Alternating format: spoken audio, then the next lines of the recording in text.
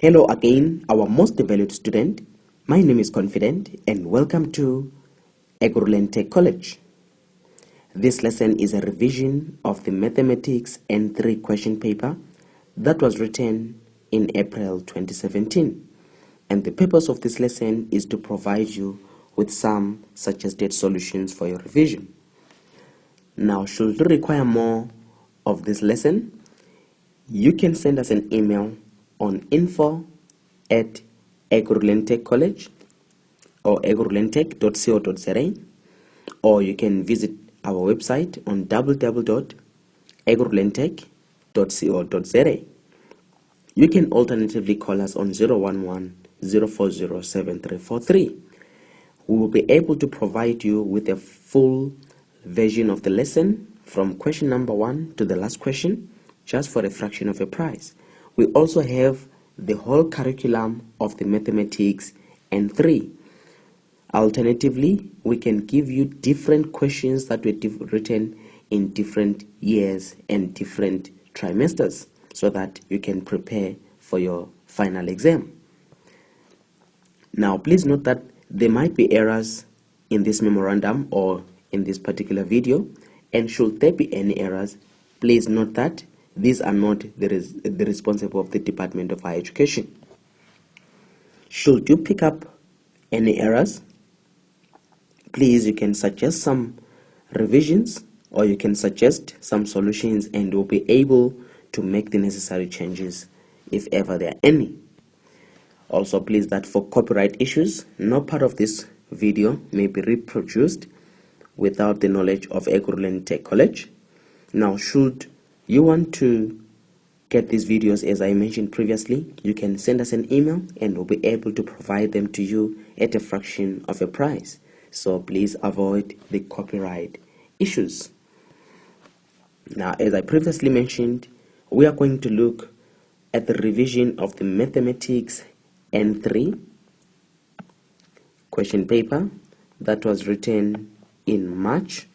It was on the 27th of March in 2017.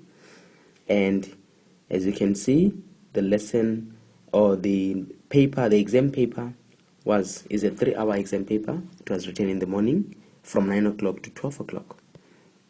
Now, looking at the instructions in brief, please note that it is very important as a student to read and understand all the instructions before you can start the exam paper. Now, the first thing that you must remember is that it is a 3-hour paper and the total marks is 100 marks.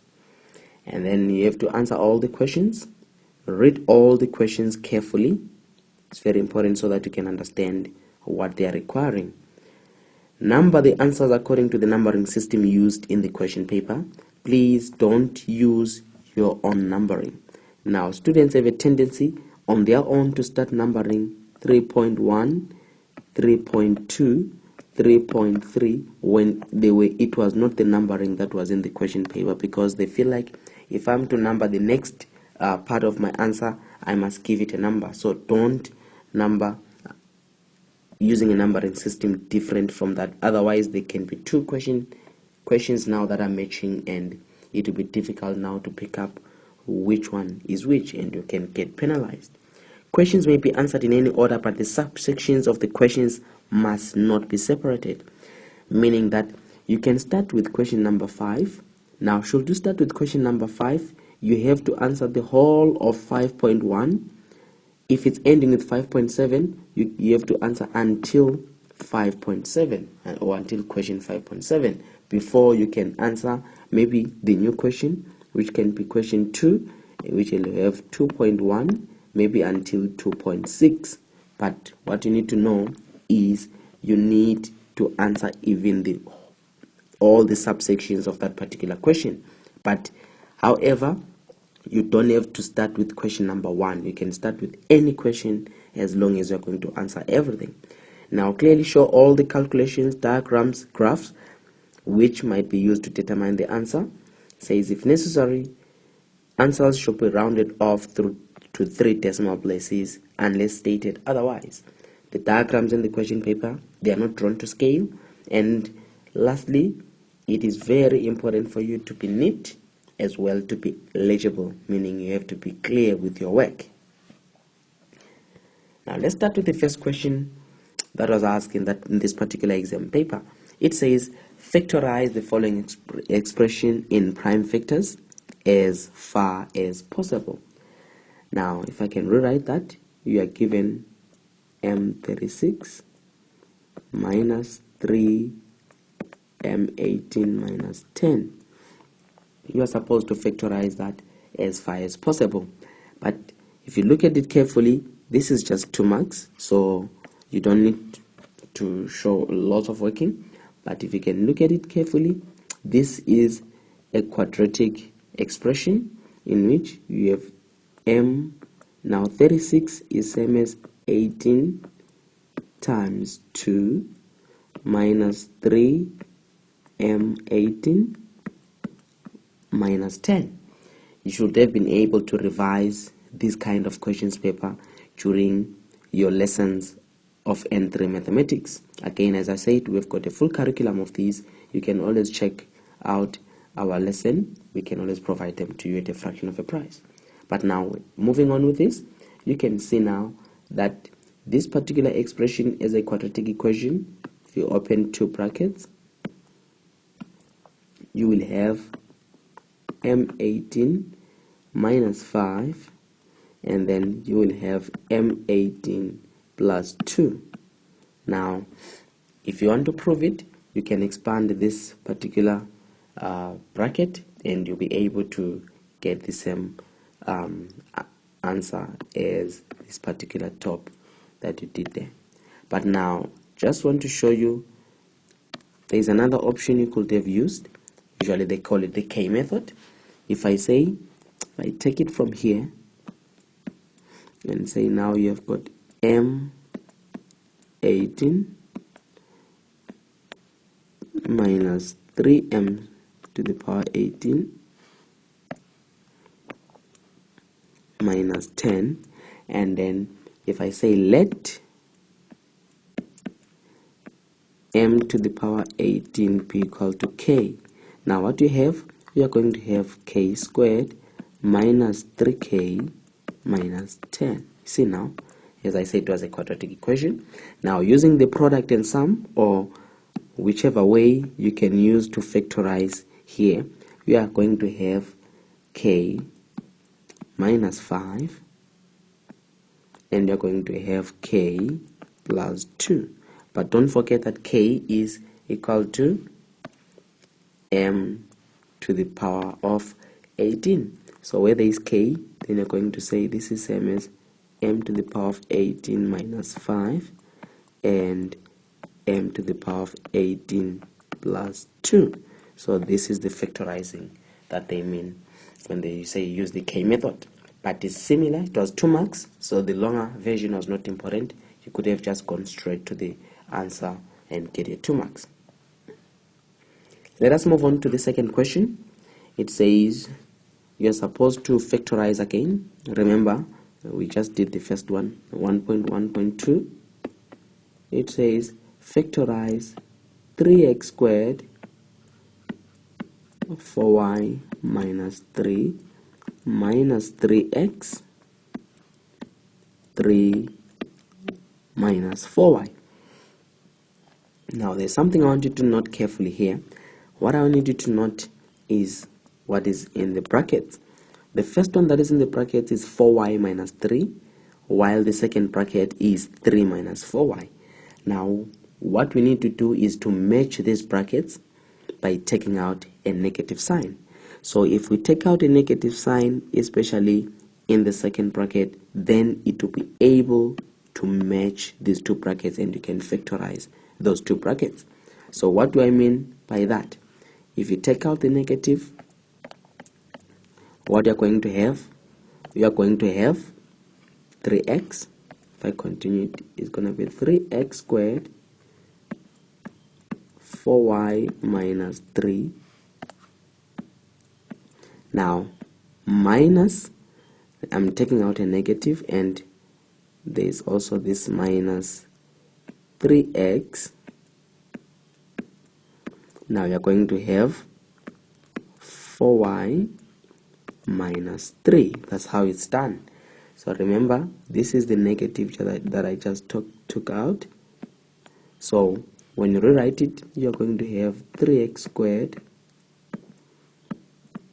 It was not necessary for you to write the previous stage that I did, but knowing that there were two negatives, you could have gone straight to say plus 3x, and you have 4y minus 3.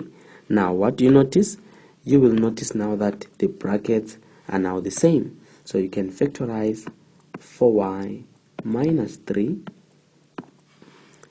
This, by the way, is equal to 4y minus 3.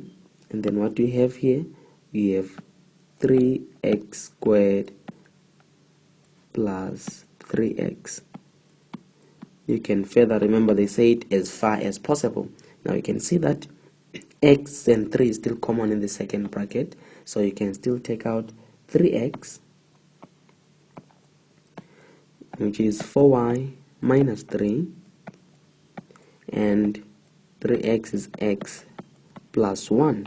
Then this becomes the final answer to this particular question, and it's 3 marks. Moving on to question number 1.2, it says simplify the following algebraic fractions. Now if I can write it again, you are given 2x minus 3 plus 7 over x plus 3, and that is divided by x plus 1 minus 3 over 2x plus 1. So what you need to do, you are supposed to simplify that as far as possible. Now you can see that these are fractions, so what you need to do is for you to solve each fraction in the brackets first. So let's start with the first one. If we start with the first one, you can see that x plus 3 is the common denominator. Why? Because this is over 1, even here it's over 1. So x plus 3 is the common denominator. Now 1 into x plus 3, you are going to have your x plus 3, and that x plus 3 will multiply 2x minus 3 plus, then the next one is x plus 3 into x plus 3, which is 1. 1 times 7 is 7. When you have gotten that, you are going to divide it by, again, you can see that 2x plus 1 is common. Now 1 into 2x plus 1 is 2x plus 1 multiplying x plus 1. Then 2x plus 1 is 1. 1 times 3, which is minus 3. So this is what you have, and then the next thing that you need to do is to expand the brackets. So in expanding the brackets, you're going to have 2x squared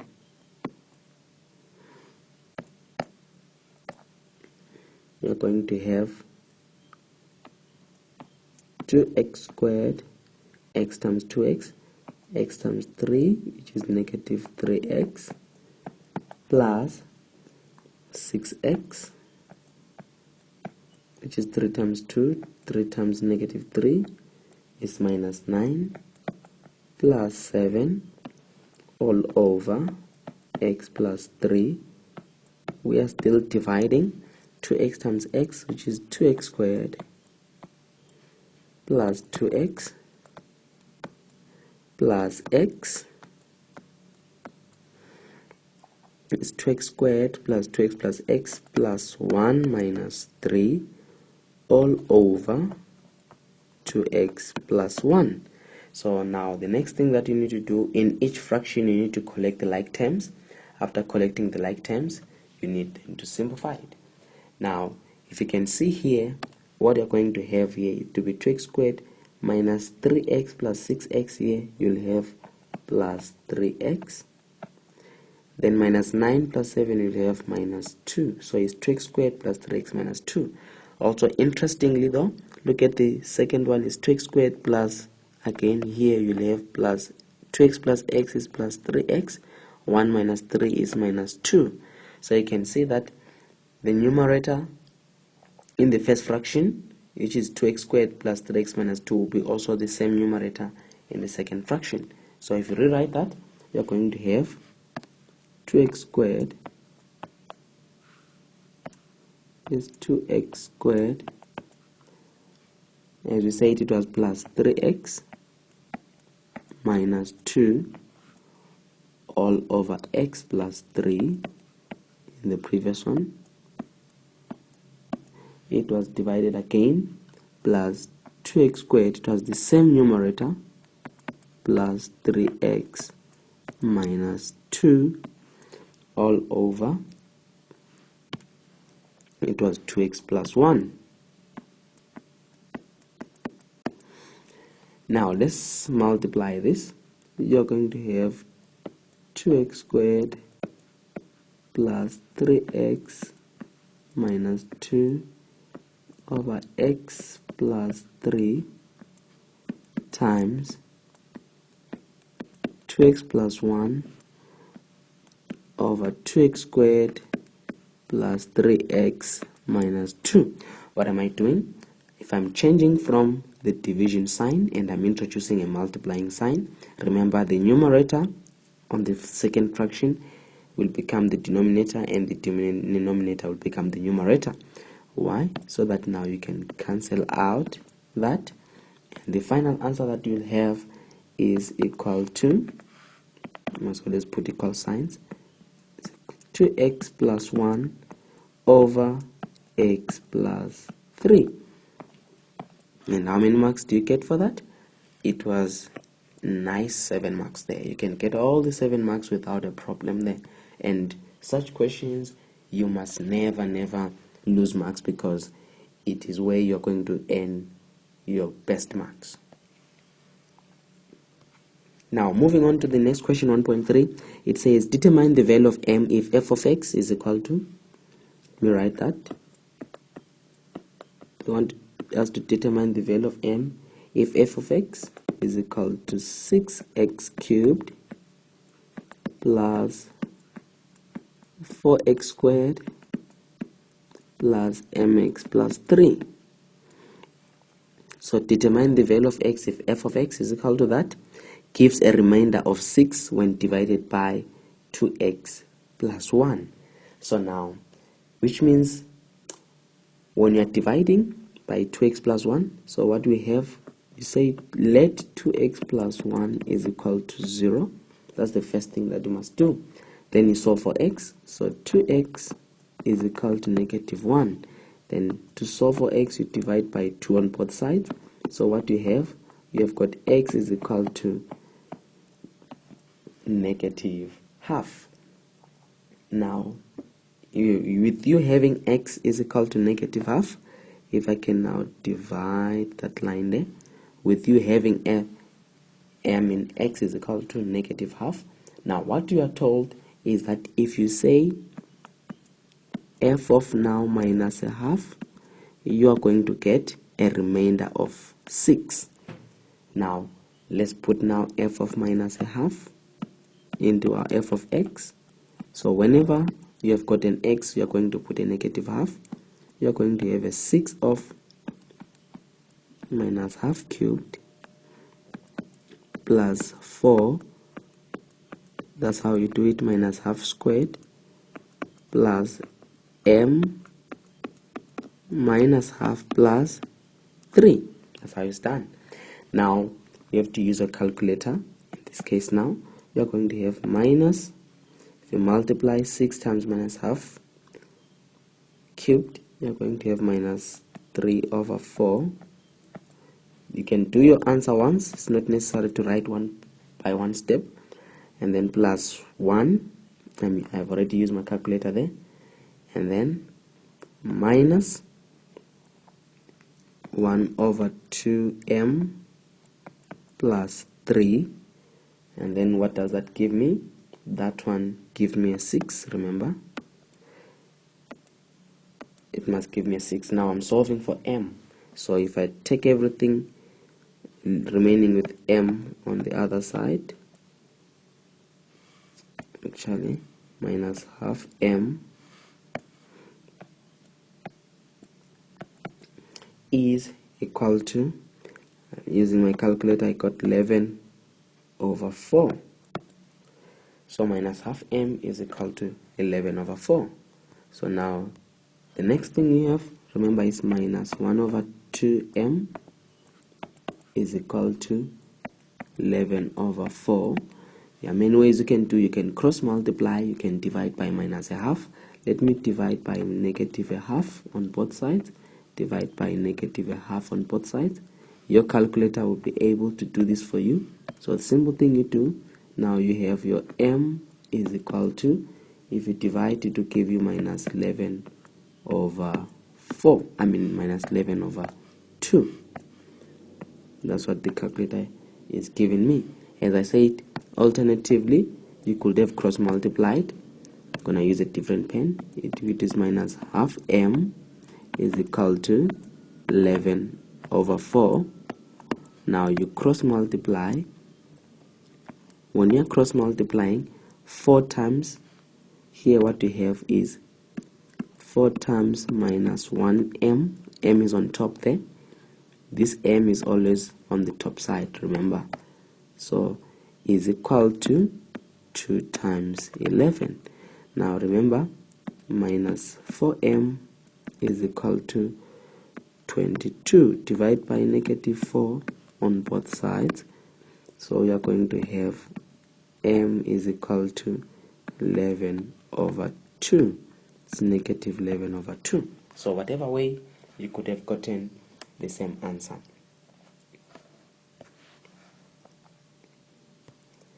Moving on to question 1.4, it says, if 2 is one of the solution of the equation 2x squared plus px plus 2 is equal to 0, determine the value of p and the other solution. Now they are telling us that already 2 is one of the solution of that particular equation. Let me write it down. They are saying 2x squared. Actually, I already prefer to make, you can make that be called the f of x, but it's fine. You can write it as 2x squared plus px plus 2 is equal to 0. Now they are already telling you that 2 is a solution. So what does it mean? It means x is equal to 2. So when we take x is equal to 2 in 2x squared plus px plus 2, we must get a 0. So let's substitute. So you are going to have 2 squared plus 2p plus 2 is equal to a 0. Now if we simplify that carefully, if you are going to add that 2 squared is 4 times 2 is 8 plus 2, you're going to get a 10. Now so we are going to have 10 plus 2p is equal to a 0. Then you're going to have 2p, you're solving for p now, divide by 2 on both sides. Now you find that p is equal to a negative 5. Now because you've got p is equal to a negative 5, if I can also divide again, a paper. Now p is equal to negative 5, remember? So what do you have again? You have got 2x squared. Now you got p now. You put where there is p, minus 5x plus 2 is equal to a 0. So your purpose now is to factorize that. Now you can use the product sum method, whereby my product, the number which when I multiply, this is my product, I multiply the first and the last, which is positive 4x squared, and then my sum is equal to minus 5x. So I'm looking for two numbers, which is my factors. two numbers, when I multiply them, product is multiplying, sum is addition. When I multiply them, I get a 4, and when I add them, I get minus 5.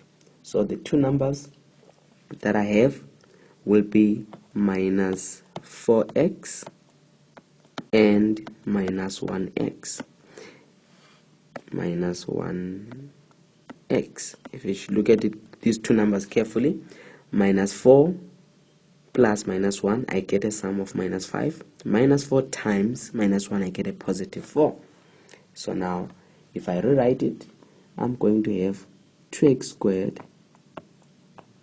where there was minus 5x. Now I'm going to substitute with these two numbers, which is going to be minus 4x minus 1x and plus 2 is equal to 0. Now, if you want to understand more about the product and sum method, I've got a thorough lesson that I covered it in the mathematics N3 curriculum. As I said, you can request it, we can provide you at a fraction of a price. So now, factorize 2x in the first part, the first 2. Take out 2x in the first 2.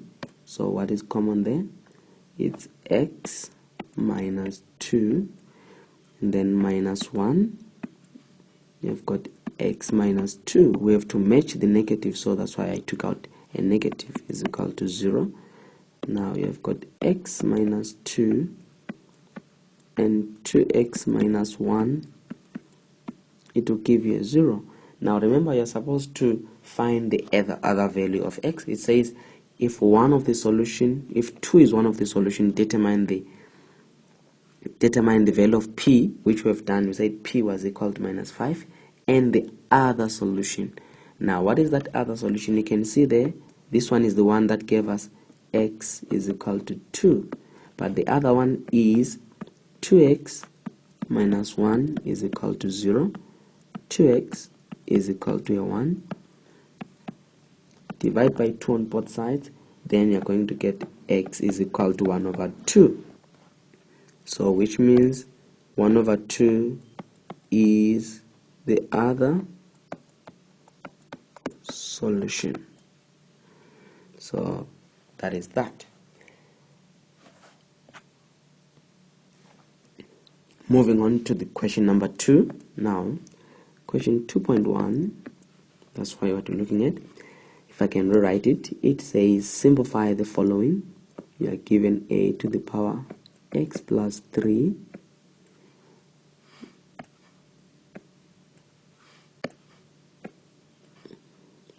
plus 2a to the power of x all over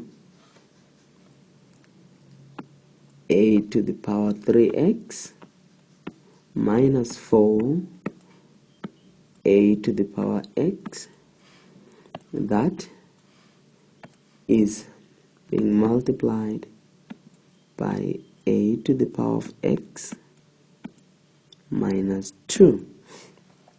So we are simplifying that. Now equal to, I'm going to write it, I have to write it here. Now equal to, I'm going to split there. If I split that, I'm going to get a to the power x dot a to the power of 3. These are the laws of exponents.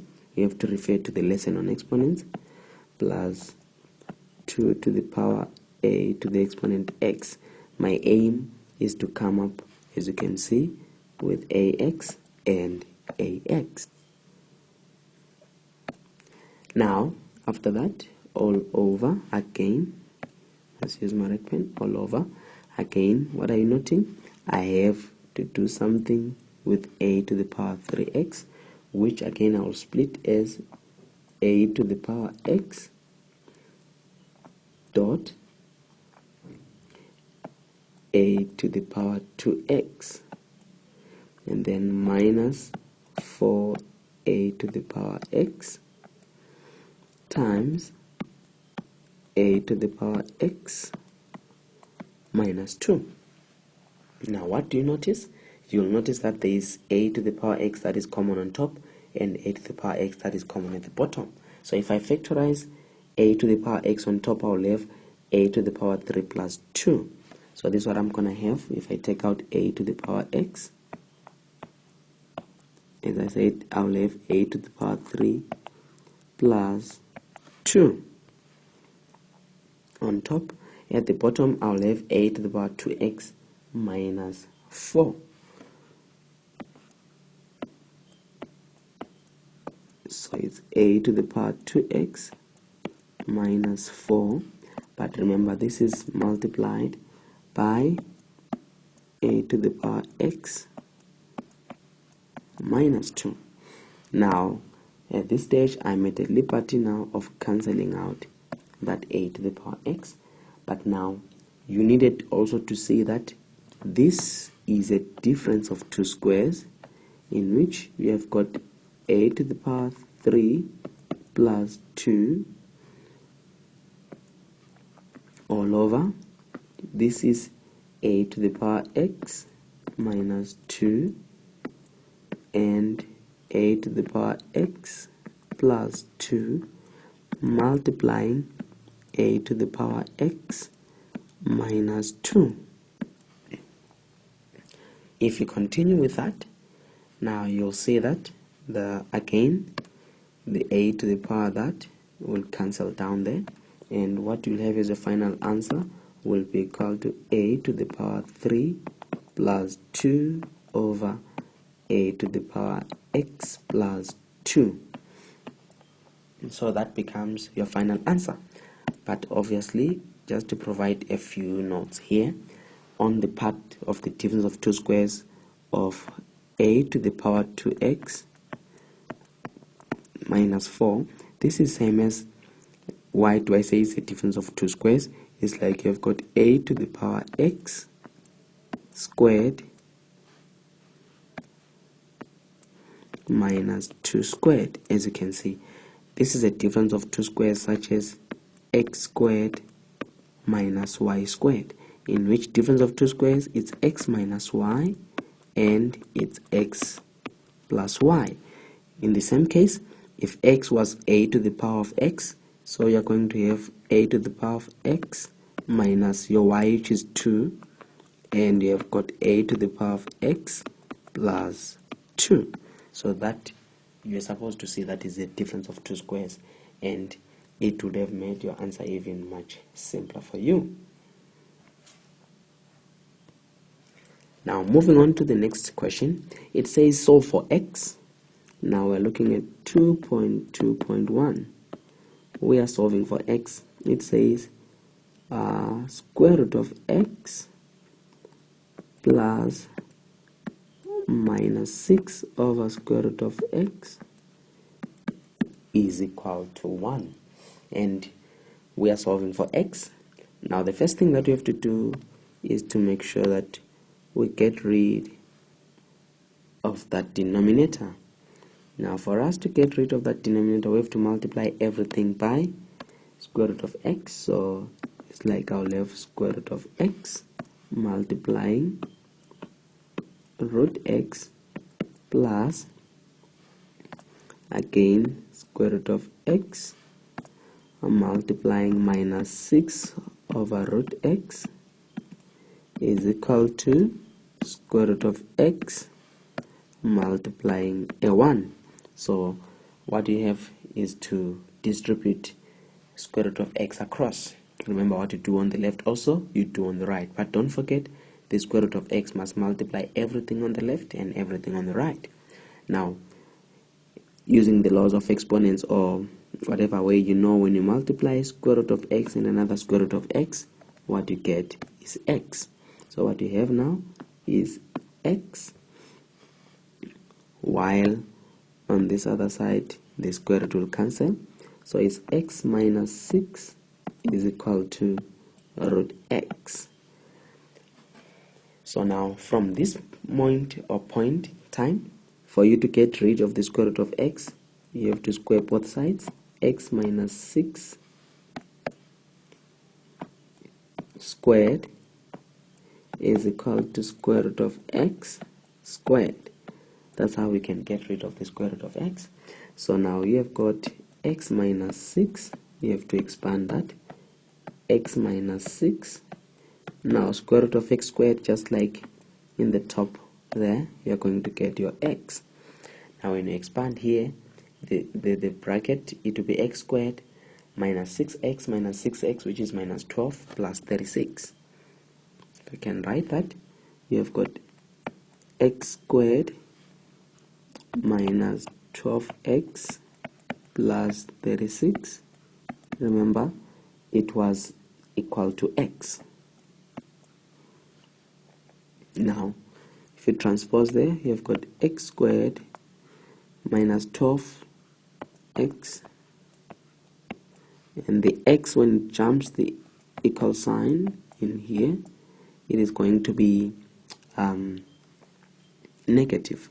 So you are going to have minus x plus 36 is equal to 0.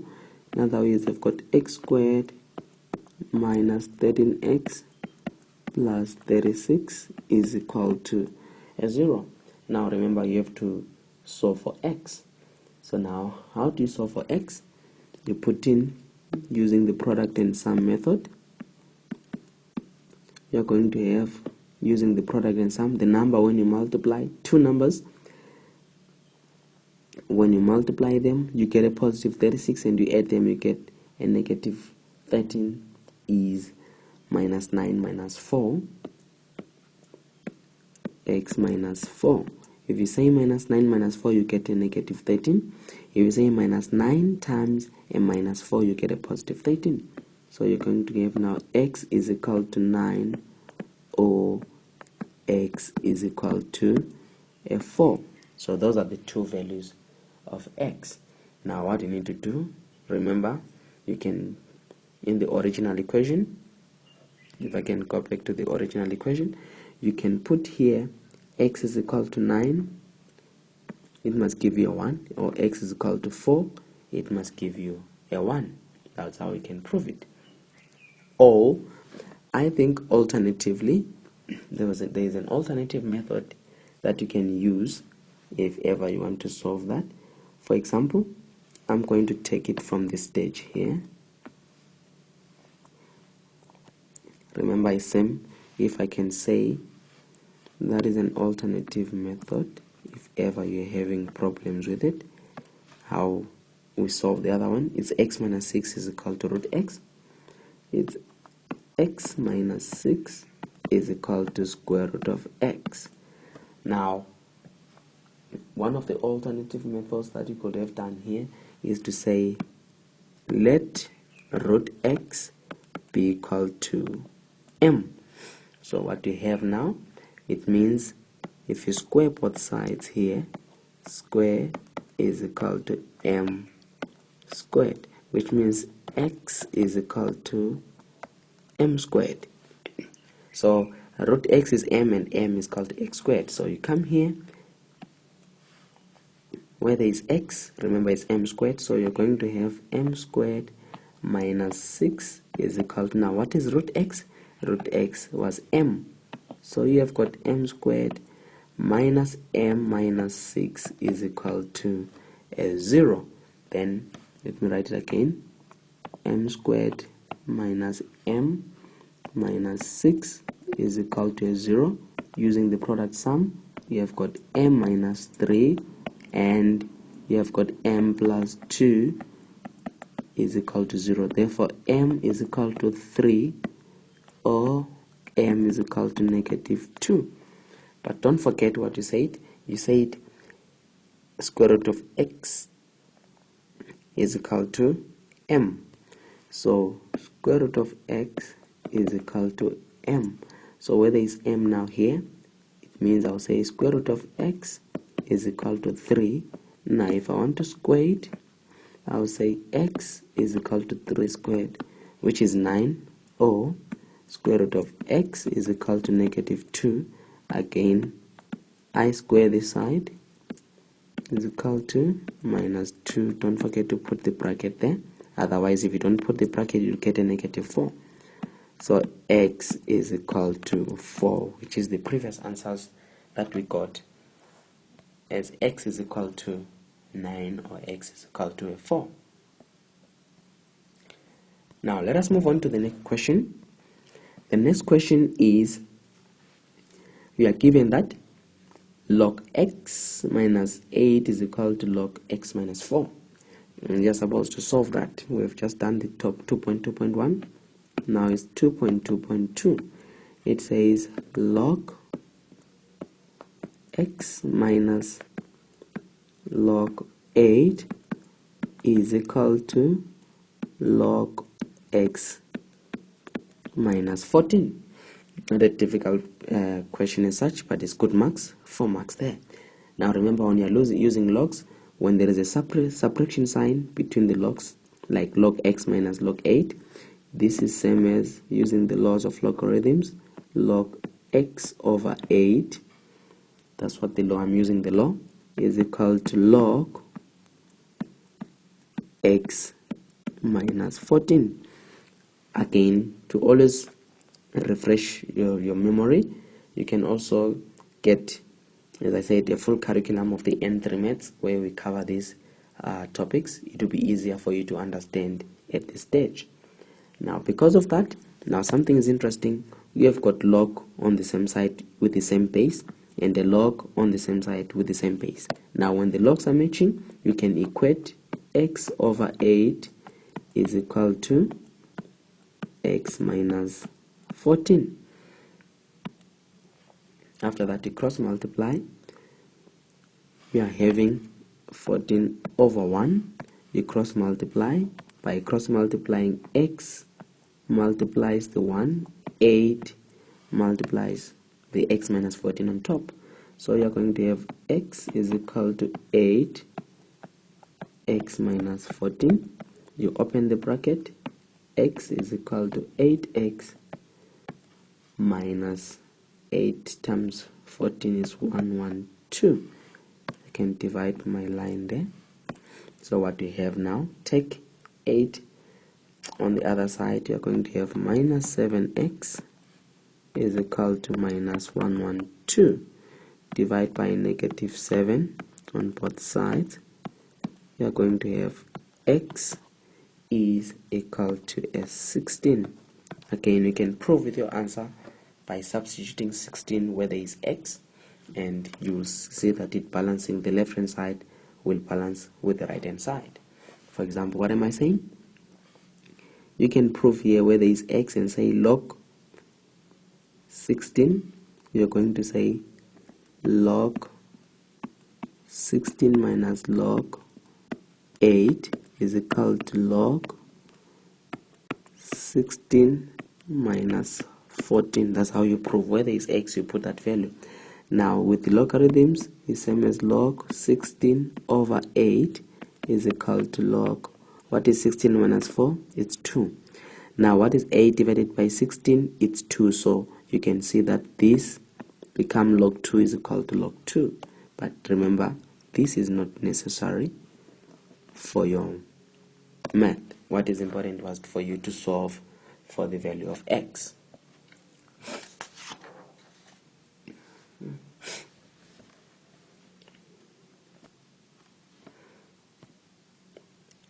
Now moving on to the next question.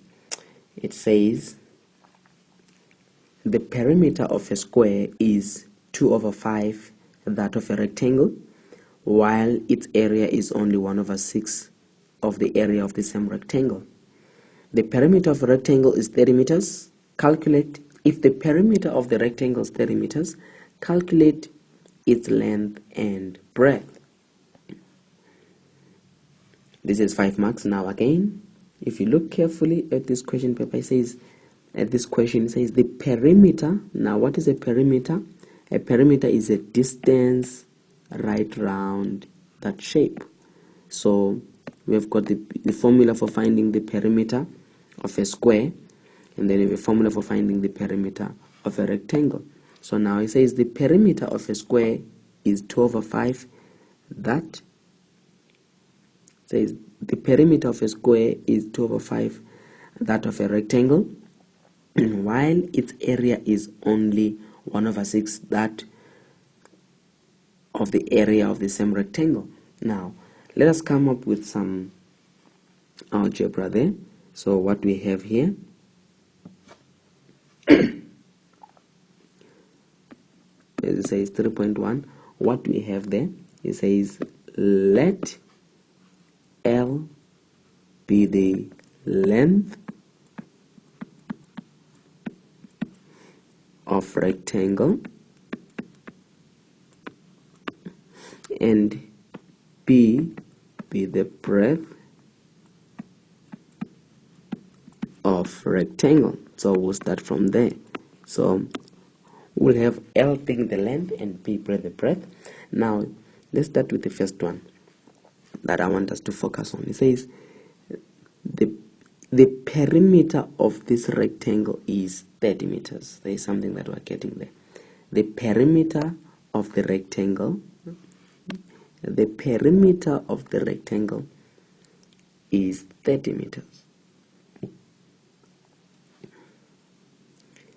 So if the perimeter of the rectangle is 30 meters, so what do we have? Remember, perimeter is distance right around the shape. Now perimeter of a rectangle, there are two sides in a rectangle. If I can make it on top here, we have got, this is the length, this is the breadth. So how many breadth do you have? You have got 2. So you have got, the formula is 2b plus 2l. Remember, perimeter is L plus B plus B. Distance right around the shape. So 2l plus 2b is equal to 30. They have given us this. It's given. Right?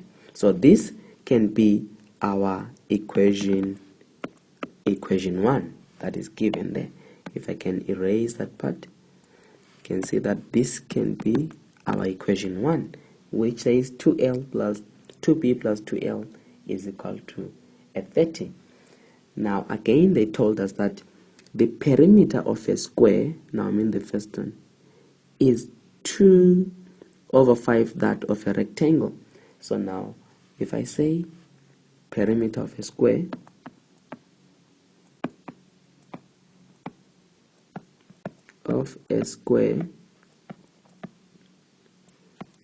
is equal to 2/5 that of a rectangle, but you know that the perimeter of a rectangle was 30. So if you simplify that, you are going to get 12 meters. So that is the perimeter of a square. But you also know that perimeter of a square, this is now, if you put a square, which is side, side, side, side. So perimeter there, how many sides is 4? Is 4s. That's the perimeter of a rectangle. So now what you know, there is an equation now which says perimeter of a square. I'm still continuing from here about the perimeter of a square. So we are going to have 4s is equal to 12. Now you have to divide by 4 on both sides. If you divide by 4 on both sides here, you can see now the side of this square is 4 divided by 12 is equal to 3, is equal to 3. So this is the side of the square. So if I can take there, it's 4s is equal to 12, divide there. So what is s? S is equal to 3 meters. That's the side of the square that I'm getting. Now moving on, then they say the perimeter of a square is that, but they are also talking about the area. It says while its area is only 1/6 the area of the same rectangle. Now what is the area of a square? Remember, the area of a square is side times side. Now area, I have to divide again my line. Area of square is equal to side by side, which is side squared, which is equal to 3 squared, and this is 9 meters squared. That is the what? That is the area of the square. Now they are telling us that the area of the square, the area is 1/6 of the area of the same rectangle. Then there is an equation there, which now remember said the length of a rectangle was L and the breadth is B. Let's find the area of a rectangle. Area of rectangle is equal to L times B. Right? Now, they told us area of area of a square in this case is equal to 1 over 6. Where am I getting it from? It says while its area, the perimeter of a square is 2 over 3 that of a rectangle, while its area, which means the area of the square, is 1 over 6 area of the same rectangle. So it's an equation there which says area of a square is called 1 over 6 area of rectangle. That's what I'm trying to bring there. That's an equation there. Now, but we know in this case what is the area of a rectangle. Area of a rectangle is 1 over 6 L times B. Remember, that's the area of a rectangle. And the area of a square, which has found out, it was 9.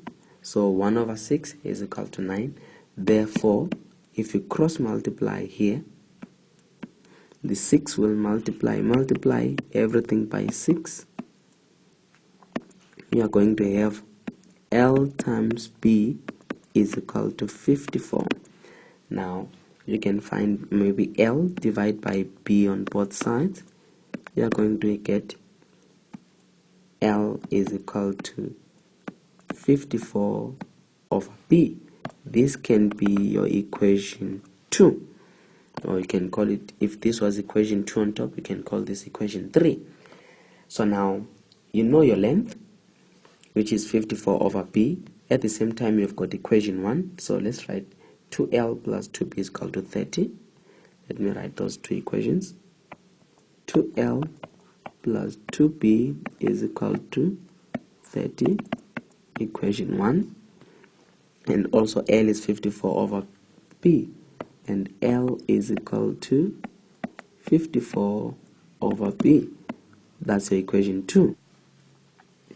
Now, if you are to solve it in this way, you are going to have 54 over B plus 2B is equal to 30. Now you have to use your algebra and everything there. To solve, you have to multiply everything by B. Everything here by B times B times B. Then if you solve it, you're going to have B squared plus 54, and again you have to divide by 2.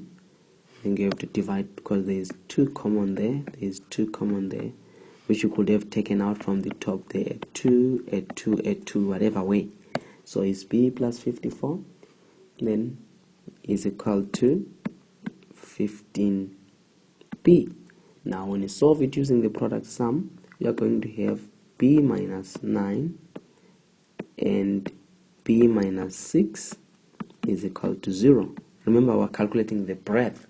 Now B is equal to 9 or B is equal to a 6. Now, using common sense, you know that the breadth is always smaller than the length. So we cannot take B as equal to 9 because the breadth cannot be bigger than the length. So B in this case is equal to a 6. Now, using the previous, remember L is equation 2. It is L is equal to 54 over B, in which case you said B was 6. So it's 54 over 6. So L is equal to a 9 in this case. So you can see that the length must be bigger than the breadth. Then therefore the question was find the length and the breadth. So length is equal to 9 meters and breadth is equal to 6 meters. So it is much longer for 5 marks, of course, but you needed to be able to work with your algebra in that case. Let us move on to the next question. In this case, it was question 3.2. It says solve for x. Now it's addition and subtraction of fractions. So what you have there is x minus 3 over x squared plus 3x plus 2 plus 1 over minus 1 minus x is equal to 5 over x squared minus 4. Now there are a few things that you need to analyze before you work on this question. This one, the denominator. For the first one, you're going to use the product and sum, which won't be difficult. And in the second one, though, there is something that you must always be conscious of. The question is, why did the examiner give us minus 1 minus x? You can see that if you factorize a negative there, if you take out a negative there, you'll have x plus 1. And this particular negative will affect that positive to make it become a negative, so that it will become minus 1 over x plus 1. And also, if you check after the equal sign, the denominator, this is a difference of 2 squares, which is your x minus 2, your x plus 2. Now, if I'm to bring everything back, and that was just as an analysis. Now, let us look at it by working now. It is x minus 3 all over. Now, what we have using the product and sum method, you have got x plus 1 and x plus 2.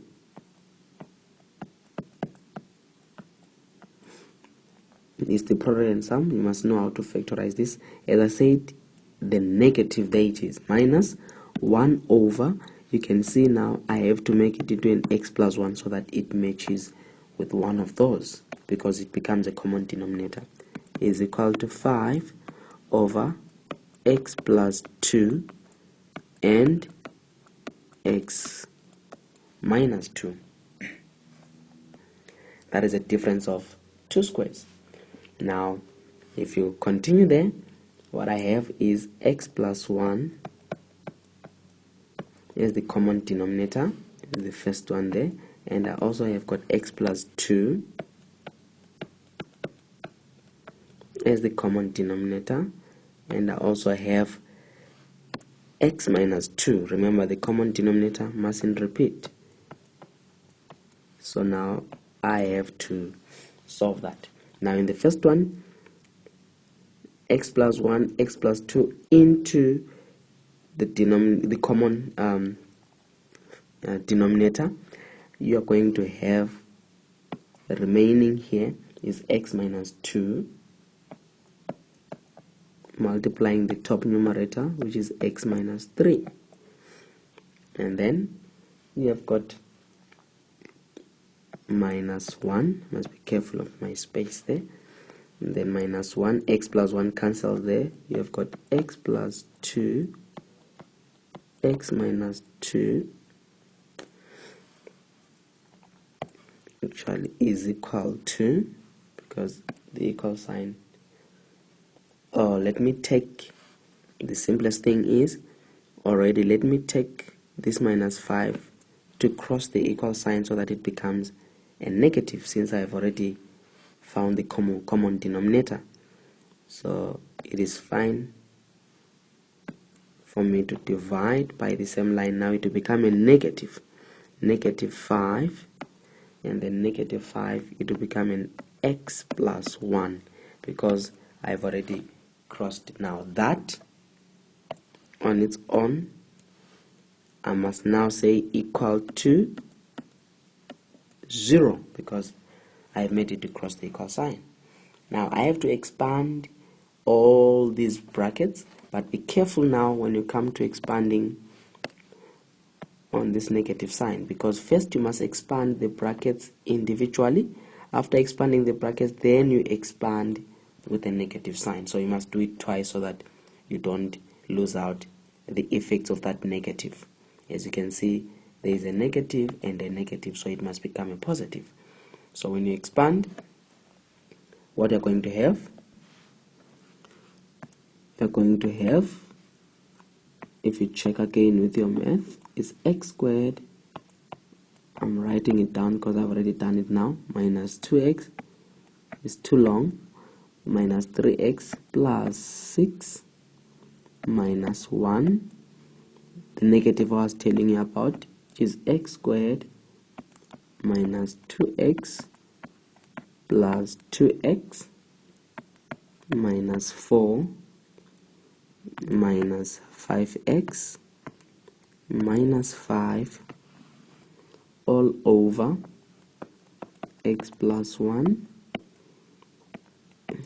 x plus 2, x minus 2. Remember, this is equal to 0. Now at the end of the day, it's 0 over 1. This is going to cross multiply, so this will be multiplied by 0, so it will become, this will become a 0.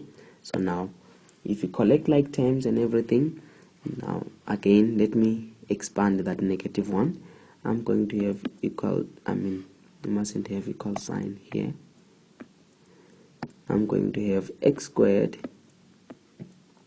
minus 2x minus 3x plus 6 minus x squared. I'm now expanding that negative one, plus 2x minus 2x plus 4 minus 5x minus 5 is equal to 0. I have already cross multiplied.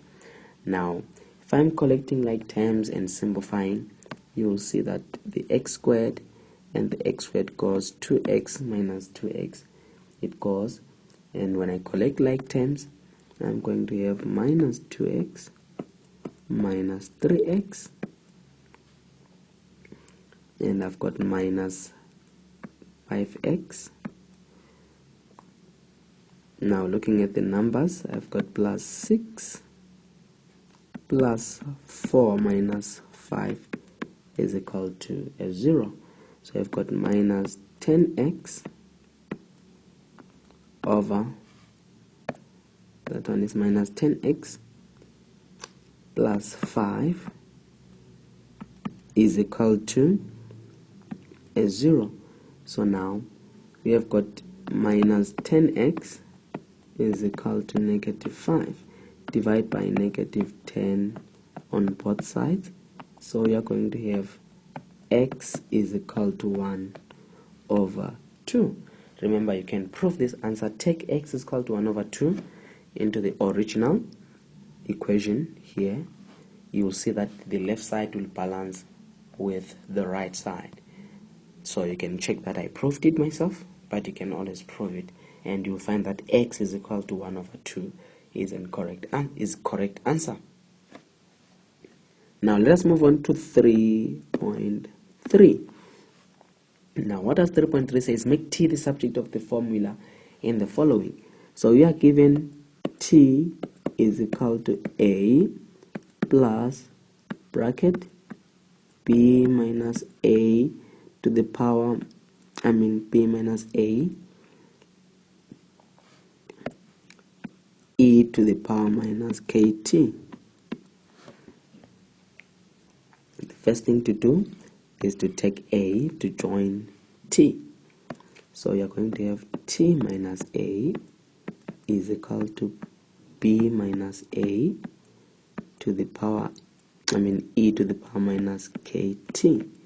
Now because what you have there,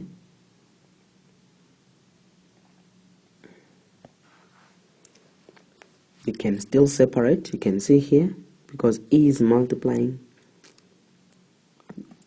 it can still divide by b minus a on both sides. It can still cancel there. So what we have is t minus a over b minus a is equal to e to the power minus kt. Now I need a bit of space. I can use a different pen. I need a bit of space there. Now at this stage I can introduce ln. So it would be ln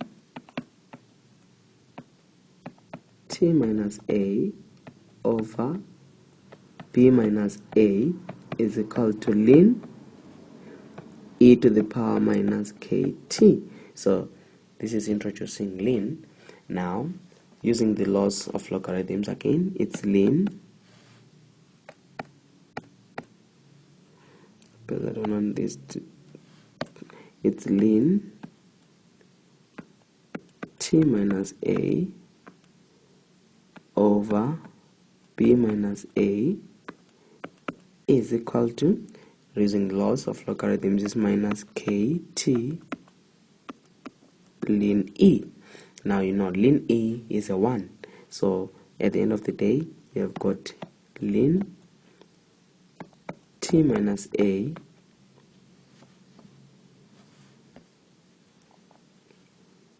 over b minus a is equal to minus kt. Remember, you want to make t the subject of the formula, then you have to divide both sides by minus k. Divide both sides by minus k. I don't have space, but at the end of the day, you're going to cancel out now that k, so that t is equal to what is on the left hand side. So that is the answer in that case. We have to move on to the new question. It says figure 4. In figure 4, figure A, that is 4.1 here. In figure A below, A is equal to that. You can see there is our A, there is our B, and there is our C. Now, having that says are the vertices of a triangle ABC on a Cartesian plane. So you can see this is a triangle that is being formed, triangle A, B, and C. Now it says 4.1.1, calculate the length of the line segment AB. Leave your answers in set form. Now, if we're calculating the length of the line segment AB, now we are using the formula. You can refer to the formula in the formula sheet. There is this formula for the distance. D is equal to, in this case it would be distance AB. Remember, they want length of AB. The formulas, if you check there, it is x2 minus x1 squared plus y2 minus y1 squared. So now, if you check again, they said A, B. A is minus 8, 6, and B is 12, 12. So you have got A as minus 8, 6, and B is 12 and 2. So you have to choose. You can make the first one as x1, y1, x2, y2.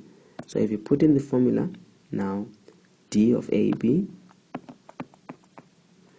is equal to square root of 12 minus 8 squared plus, remember, it's x2 minus x1 and y2 2 minus y1 6 squared. You have to use a calculator straight away. You don't have to simplify this further. Your calculator will give you 4 root 26 units, because they never gave us the units. So you just say 4 root 26 units. The calculator just gave you that final answer. Now 4.1.2, these are just 2 marks, so you don't have to dwell much on the calculations. Calculate the coordinates of the midpoint of line segment AC. Again, refer to the formulas. It says midpoint is what? x1 plus x2 over 2 and y1 plus y2 over 2. This is the formula for the midpoint. Now they want the midpoint of AC. Remember, A, we know our A was point minus 8 and 6, and C now, we need to find point C, in which point C from our book is 4 minus 6. So we have got 4 minus 6. So now M will be equal to, now if I can make this x1, y1, x2, y2. So what we have there, x1 is minus 8 plus 4 over 2 and minus, not minus 6 there. You have got the other one is 6 plus minus 6 over 2. So the midpoint there, coordinate is minus 2 and 0. It will give you straight. That's the midpoint of AC. So M of AC, just to be specific, you can do that. M of AC is minus 2, 0. The next question, 4.1.3, it says determine the equation of the line through A parallel to CB. Go back to the equation. The equation of the line through A, so that line must pass through A. It must be parallel to CB. So in other ways, it is a line similar in that. Now, what do you know?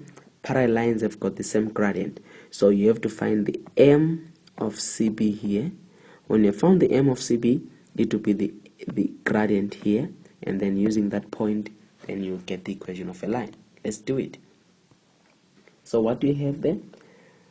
Remember, they said determine the equation of the line through A parallel to CB. Now, you have to calculate the gradient of CB.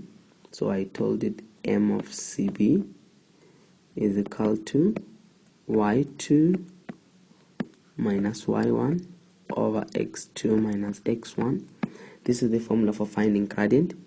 Now C, remember the point for C was minus 4, 6, and remember the point for B was 12 and 2. So again, you do the same thing as x1, y1, and this one is x2, y2. So that, which is equal to, when you are having, that is 2 minus 6 over 12 minus 4, which is equal to, it's 8 over 8, which is equal to 1. So the M of CB, the gradient there, is equal to 1. Now for parallel lines,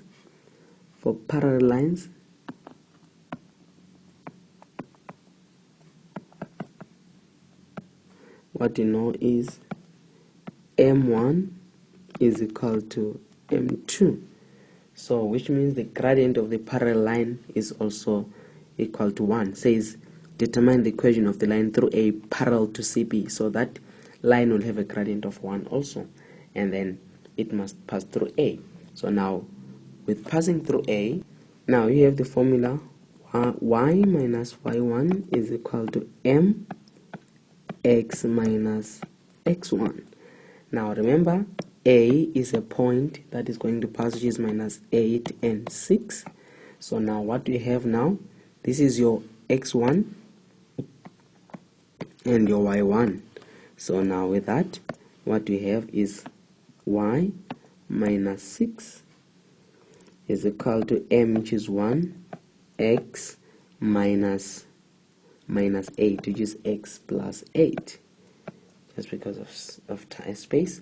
Now take 6 to the other side. You have got y is equal to, if you open that, is x. Now 8, the 6 will add with 8, it will become x plus 14. This is the equation of the line that they were requiring. So the equation of the line is y is equal to x plus 14. Now moving on to question 4.2, it says consider figure B below.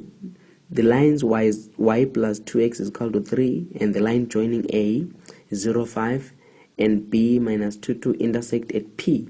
Determine the size of acute angle FP PG, where F and G are the intercepts of the x-axis as shown. Now let's look at it again carefully. It says, consider figure B below. The lines, you can see the line y plus x is equal to 3, and the line joining A, there is A and B, intersect at P, there is the intersecting there. Determine the size of the acute angle FPG. Let me see the acute angle FPG, the acute, they mean that angle there, where FG, you can see F and G are the intercepts of the x-axis as shown. Alright, now it's 4 marks. So now the first thing that you need to do is to rewrite y plus 2x is equal to 3 in the form of, remember the general equation of a line is y is equal to mx plus c. That's the general equation. Now they gave you this equation, y plus 2x is equal to 3. Y plus 2x is equal to 3. So if you write it in the general equation, is y is equal to minus 2x plus 3. Now you can see that the gradient of this line is equal to negative 2. When you're matching that, that gradient is negative 2. Now if m is negative 2, now tan theta is equal to minus 2. This is the formula from the gradient of a line. If I can divide my space like that, this is the formula for finding the gradient of a line. So now what is my theta? Theta is equal to tan minus 2. Therefore theta is equal to minus 63.435. Now let's come back and see which angle was that. Now this angle is the one minus 63, which means automatically that angle is also 63 point blah blah blah blah blah. So it's opposite. If I wanted alpha, now how do I get alpha? Alpha is 180 minus 63.435. That will be my alpha in that case. Let me just write it down. Alpha is equal to 180 minus 63.435. But we might not need it, but just know that is your alpha. Now the next part, now what we have that angle. Remember they want angle P there. Now we have to find beta. That's the next part. Now with angle beta, we are not given any much information except 2 points A and B. Now we have to find the gradient. So m of AB is equal to y2 minus y1 over x2 minus x1. Now you got your A as 0.5 from the question, and B, A is 0.5, B minus 1 minus 2. Now you can choose which one is your x1 and which one is your y1. Let's say this is x1, y1, this is x2, y2. Whatever the case, it will still give you the same answer. M of AB is equal to y2, in this case is minus 2 minus 5 all over, and then B is minus 1 minus 0, and you're going to get 7. That's the answer. Now tan theta is equal to 7. Theta is like tan 7, which will give us 81.870 degrees. So now that's what we have for tan theta. Is if we come back to the question, beta there, actually it's not, I'm not supposed to say theta, I'm supposed to use beta. So that's what you have for beta there. So your beta, if you come back to that, that's your beta, which is 81.8. This one was 63.4. So now remember, now we use the concept of angles in a triangle. They add up to 180. So if you add 63 plus 81, subtract it from 180, you'll get that. Remember, angles in a triangle, sum of angles in a triangle add up to 180. So which means now, if you want to find, therefore, FPG is equal to 180, which is sum of angles in a triangle, minus the sum of these two, 81 minus 81.870 plus 63.435, and then you're going to get that that angle is 34.695. That was the answer they needed there. So the acute angle that they wanted here was 34.695. Remember, they say leave your answer correct to 3 decimal places. That's why I had to leave it in that fashion. The next question, 5.1, that we're having here, it says the line y cuts the circle x squared plus y squared is equal to 50 at A and B, with A in quadrant 1. Find the coordinates of A and B. Now, so that you can understand what they're saying here, let me try to sketch this particular question. I'm just going to produce a rough sketch. So what they're saying here, let's say this is the center, this is a Cartesian plane with your x and with your y. So I say the line y cuts the circle x squared plus y squared at 50. Now you remember when they are saying x squared plus y squared at 50, it's called 50 at A and B, with A in quadrant 1. So this is quadrant 1, that is quadrant 2, that is quadrant 3, and this is quadrant 4. So that line must pass through the center. Remember, its y is equal to 7x, so it will have something like that is the line we're having. It will have A, because A is in quadrant 1, and it will also have B. It says with A in quadrant 1, find the coordinates of A and B. So in actual fact, we are looking for A and we are looking for B. But what are we given? We are given the first equation here, y is equal to 7x. That's our equation 1.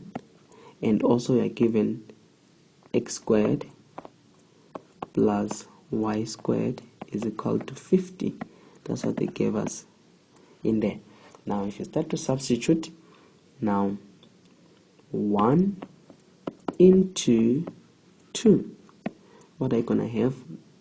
X squared plus, where there is y, say 7x squared is equal to 50. So x squared plus 49x squared is equal to 50. 50x squared is equal to 50. Divide by, so what we have there, x squared is equal to a 1. So you square root both sides. So you're going to have x is equal to plus or minus a 1. So those are the two values of x that you're going to get. As you can see, the x part here is positive 1. The x part here is negative 1. So there's a positive x and a negative x. Now when x is positive, also there is a value of y. So now what you need to do, if I can divide my line, you say when x is equal to a 1, y is equal to 7 times 1. Remember, y is 7x from equation 1. which is equal to a 7. So these are the coordinates there. Remember, A is in the first quadrant, which is your 1 and your 7. Now when x is equal to -1, y is equal to 7 and minus 1, which is equal to -7. Now, which means your b is equal to -1 and minus a 7. So those were the coordinates of A and B. The next question is 5.1, says the line y is called, it was the line, still that same question, line y is called this, cast the x-axis, cast the circle that at A and B in one quadrant, then find the coordinates of A and B. We have done that. Now 5.1.2, it says show that C55 lies on the circle. Now this one is not a problem. If C55 lies on the circle, remember the circle is x squared plus y squared is equal to r squared. Now C55, this is your x and this is your y. So if you substitute there, it will be 5 squared plus 5 squared. What you get? You get 50. But you can see from the normal equation, it said x squared plus y squared is equal to 50.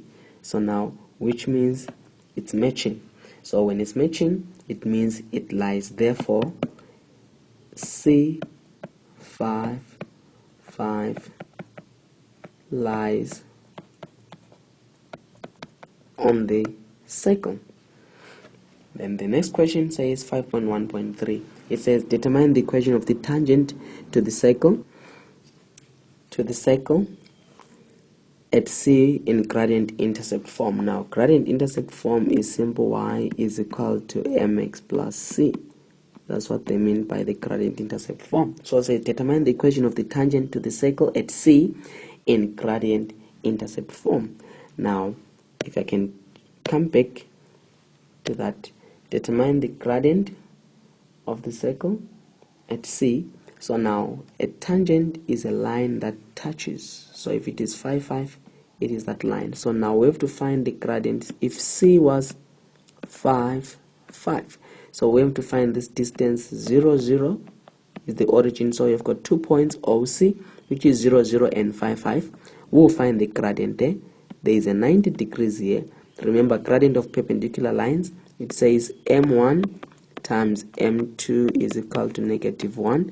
We'll find the gradient of the perpendicular line and then find the equation of that particular line. So now let's get it done. It says now you are given 2 points O, the origin, which is 0, 0, and you are given the point C, which is 5. Now m of OC is equal to y2 minus y1 over x2 minus x1. You can choose any point that you have, but it's simple. 5 minus 0 over 5 minus 0, which is equal to a 1. Now gradient of perpendicular line using the formula times m is equal to -1. So which means the gradient of the perpendicular line, if I can divide my space, if you can divide by m here, remember the gradient of perpendicular one of the line is 1. So m of perpendicular times 1 is equal to -1. Therefore m of perpendicular is equal to -1. So that's the gradient of that. Now y minus y1 is equal to m x minus x1. Remember, it passes through point C, which is 5. So y minus 5 is equal to -1 x minus 5. So y is equal to -x plus 5 plus 5. So the final equation of a circle there, you are going to have, the equation of the tangent to the circle is equal to -x plus 10. That was the equation of the tangent to the circle in that case. Now the next one says calculate the minimum value of the quadratic polynomial 2x squared plus 4x plus 7. Now the moment they say minimum value, you can say let y be equal to 2x squared plus 4x plus 7. And they say when they talk about minimum or maximum, always think about dy over dx, because it is the one for finding the minimum and it's the one for finding the maximum. So using that concept, let's look at this one. Now dy over dx is equal to 2x2 minus 1 plus 1.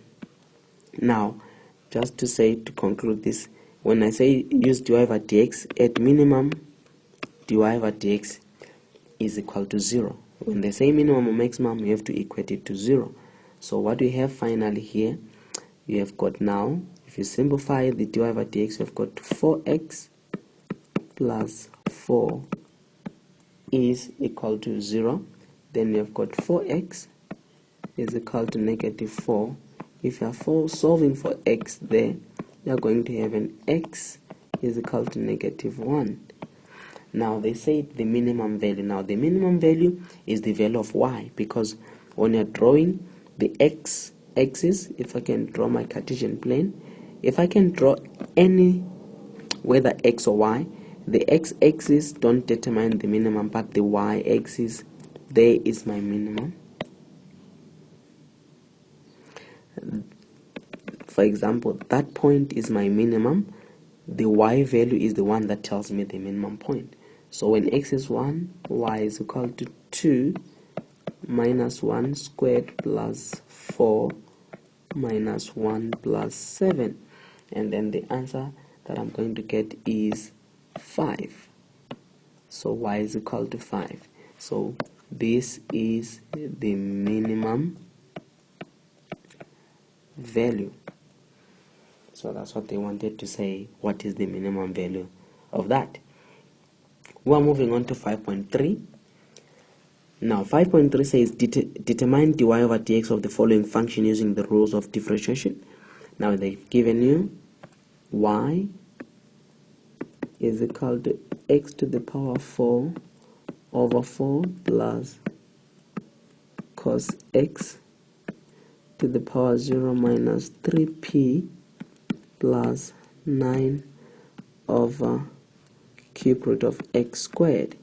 Now before I work on this so that it doesn't take more time, it's good just to show you simple things that the examiner wanted you to confuse yourself with. Now cos x to the power of 0 is simple a 1. So if you differentiate 1, you get a 0.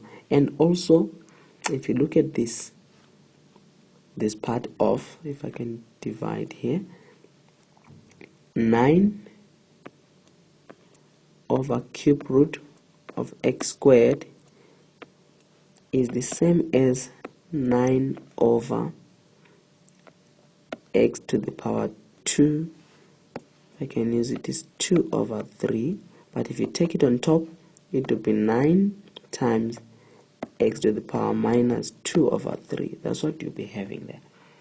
So if you write this in a way, you're going to have y is equal to x to the power 4 over 4 plus 1 minus 3p plus 9 x to the power minus 2 over 3. Now if you use your dy over dx, the rules of differentiation is 4x 4 minus 1 over 4, any number or anything without an x. When you're differentiating, as long as it does not contain an x, it becomes 0. So the 1 will become a 0, the 3p will become a 0. So it's plus 0 plus 0 plus 9. Then you drop minus 2 over 3 x minus 2 over 3 minus 1. look at that, that cancels, and then 4 minus 1 is 3, so you've got x cubed, and then you cancel that, you'll get minus 6, which is minus 6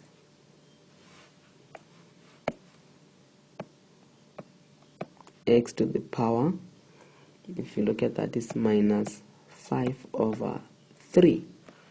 So now if I can write that again, x dy over dx is equal to x cubed, if you look at it, minus 6 minus 5 over 3. Now what did the question say? It says all final answers must be with positive exponents and in set form, must be with positive exponents and insert form where applicable. So now you can see this is a negative exponent, so we must make it positive exponent, which is equal to x cubed minus 6 over x to the power 5 over 3. So far it's a positive exponent, but again it's not complete because they say it and insert form, which is equal to x to the power 3 minus 6 over, this is the same as cube root of x to the power 5. Again, this is the laws of exponents that you need to go through so that you can understand that better. Now moving on to the next one, question 6, it says use exact values and without use of a calculator. Using exact values, it says using exact values and without use of a calculator, prove the following. Usually the first thing that I do is to come up with my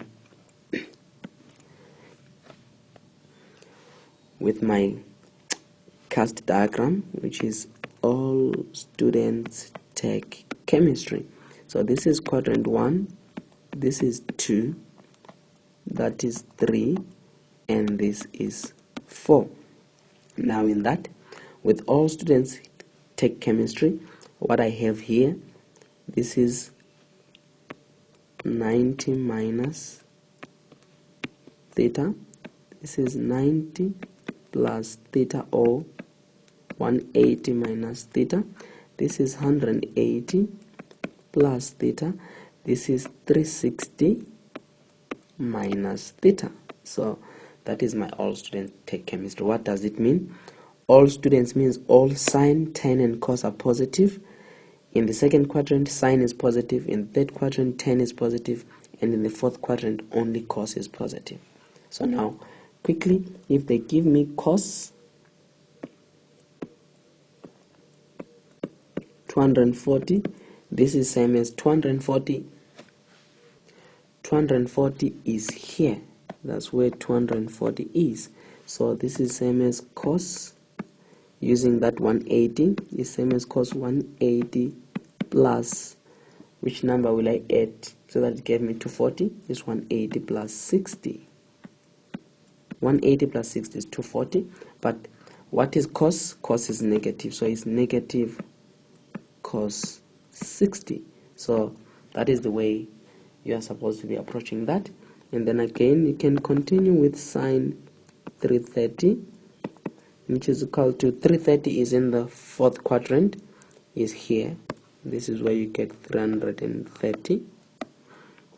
So here in the fourth quadrant, it's sine 360 minus 30.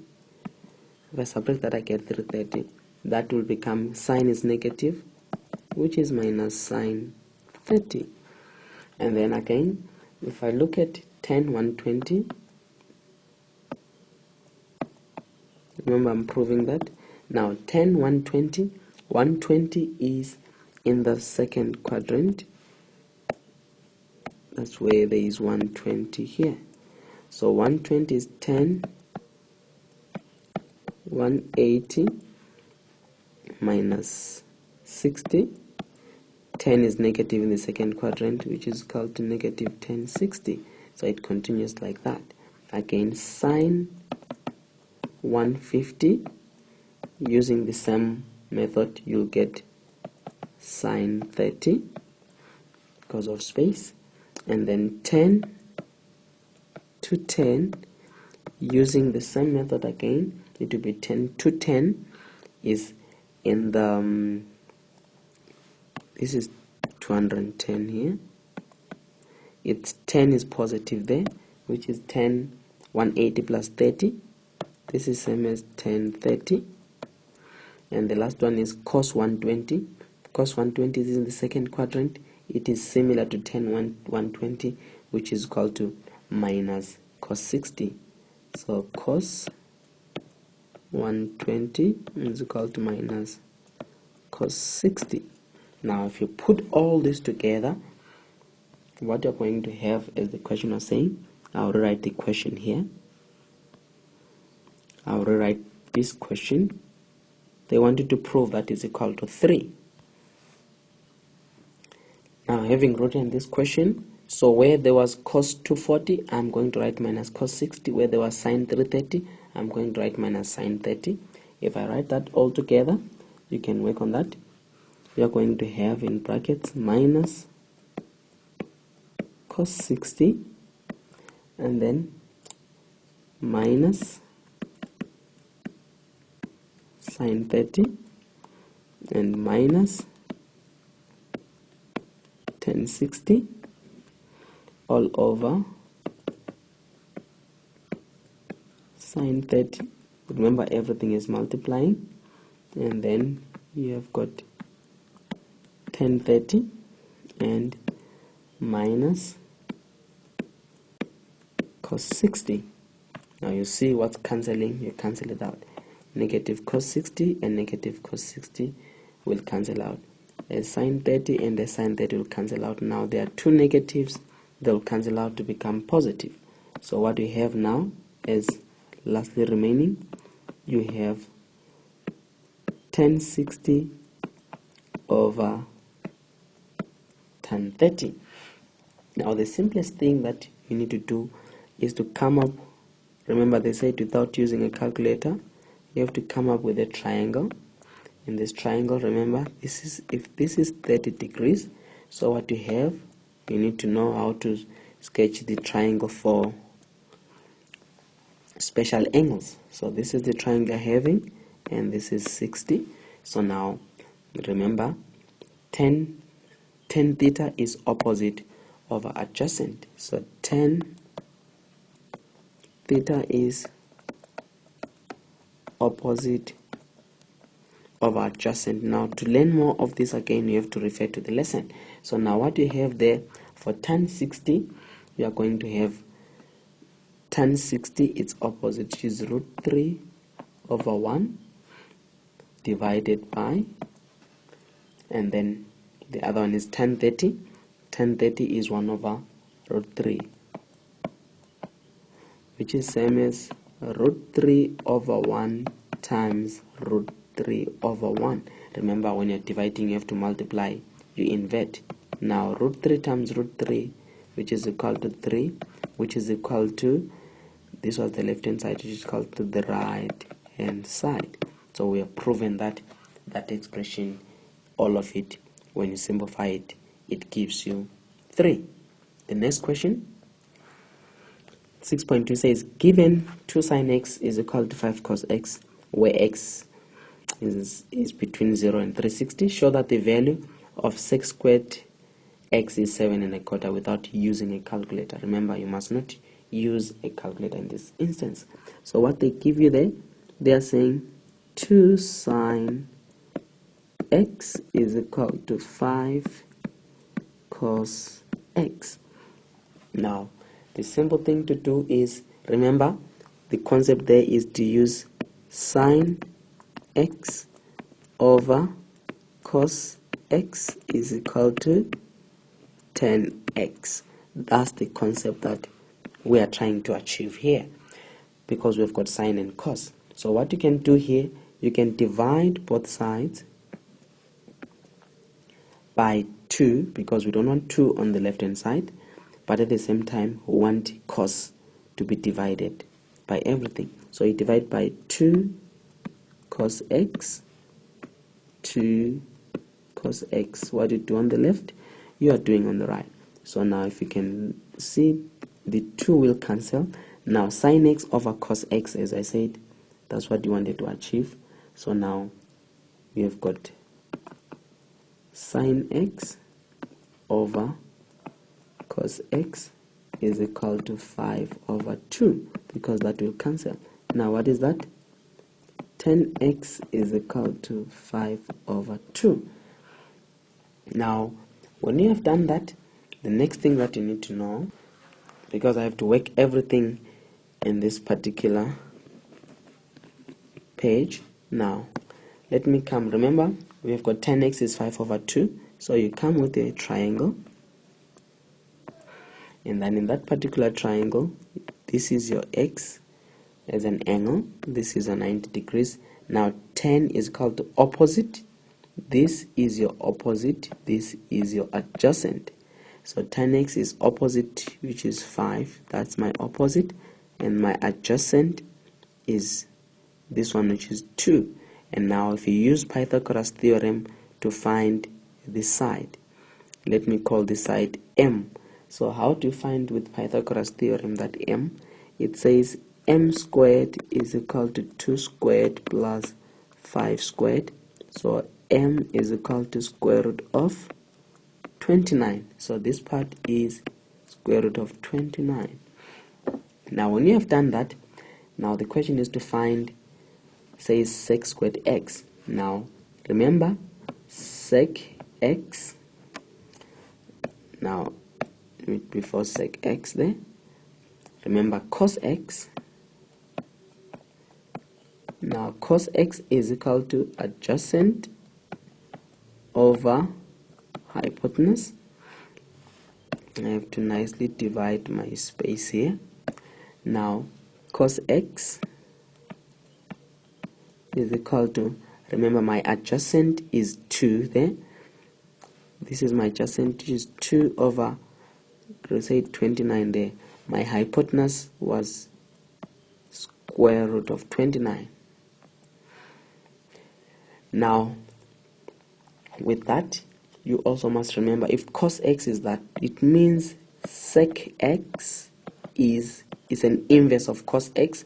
The bottom becomes the top, which is square root of 29 over 2. Now sec squared x is equal to,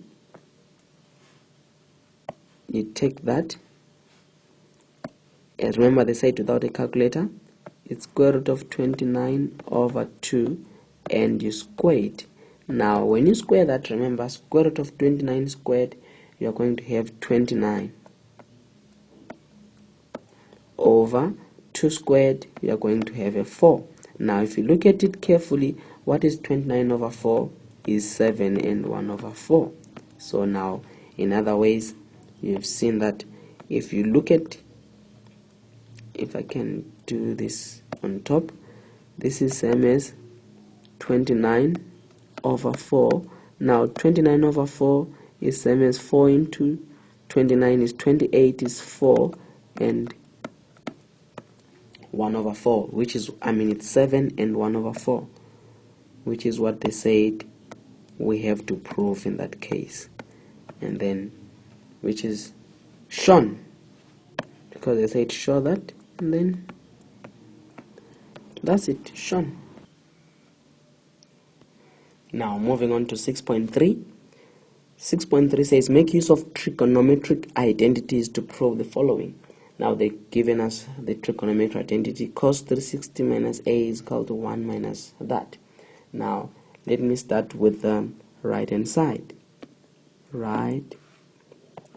Remember, when you're proving that the left hand side is equal to the right hand side. So I'm starting with the right hand side, which says 1 minus sine squared 180 plus a over 1 minus cos 180 plus a. If you look at this carefully, so when I'm trying to simplify that, and you must be careful how I'm writing that, it's 1 minus, which is different. Now if I'm using this concept of sine squared a plus cos squared a is equal to a 1. Now I'm going to use it on top here. So what will it become? This is same as, which is equal to 1 minus. Now what does it mean if I say sine squared a plus cos squared a? Now it means sine squared a is equal to 1 minus cos squared a. So the only thing now I'm going to write there, it's on the other part, it's 1 minus, and I put my division line. So sine squared I substitute as 1 minus cos squared is just that now instead of a I've got 180 plus a. That's all that you have, as 1 minus cos 180 plus a. Now this is also a difference of 2 squared. 1 minus cos a is same as 1 minus cos a and 1 plus cos a, so that you can see what it will become. It's 1 minus, so here I've got 1 minus cos 180 plus a, up, close the bracket, and then 1 plus cos 180 plus a over 1 minus cos 180 plus a.